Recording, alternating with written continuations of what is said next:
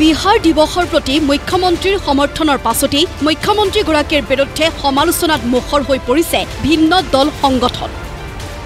মুখ্যমন্ত্ৰীৰ প্ৰতিকৃতি জ্বলাই এয়া প্ৰতিবাদ শিৱসাগৰ চহৰৰ মাছমজিয়াত। কৃষক মুক্তি সংগ্ৰাম সমিতিয়ে প্ৰতিবাদী কাৰ্যসূচীৰ জৰিয়তে দিলে স্পষ্ট সকিয়নি।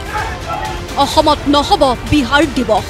এই প্ৰতিমূৰ্তি দাহৰ জৰিয়তে মুখ্যমন্ত্ৰী হিমন্ত বিশ্ব শৰ্মাক আমি সকিয়াই দিব বিচাৰিছোঁ যে অসমত বিহাৰী দিৱস পাতিবলৈ ওচৰতে নিদিয়া মুখ্যমন্ত্ৰী হিমন্ত বিশ্ব শৰ্মাক আমি ধিক্কাৰ জনাইছোঁ।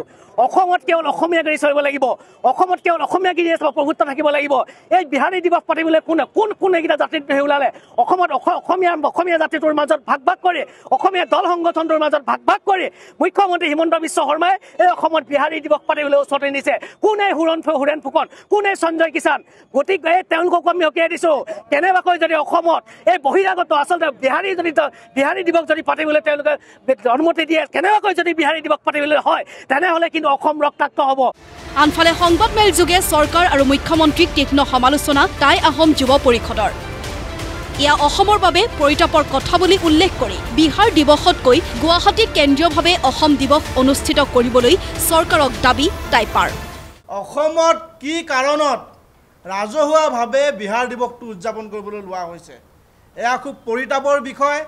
আমি যিসকল উদ্যোক্তাই এই যি বিহাৰ দিৱসটো অসমত উদযাপন কৰিবলৈ লৈছে তেওঁলোকক আমি সকিয়াই দিব বিচাৰিছোঁ যে তেওঁলোকে অসমত থকা স্বাভিমানী অসমীয়াসকলক কিন্তু তেওঁলোকে মনোকষ্ট নিদিবলৈ তেওঁলোকক আমি সকিয়াই দিছোঁ। কাৰণ অসমত আমি অসমীয়া হিচাপে আমি গৌৰৱান্বিত হয়। আমি বিচাৰিম যে অনাগত দিনত অসম দিৱসটো আপোনালোকে উদযাপন কৰক। অসম চৰকাৰে অসম দিৱসটো খানাপাৰা ফিল্ডত নহ'লে নেহেৰু ষ্টেডিয়ামত আপোনালোকে অসম দিৱস উদযাপন কৰক। ব্যুৰো ৰিপৰ্ট, প্ৰতিদিন টাইম।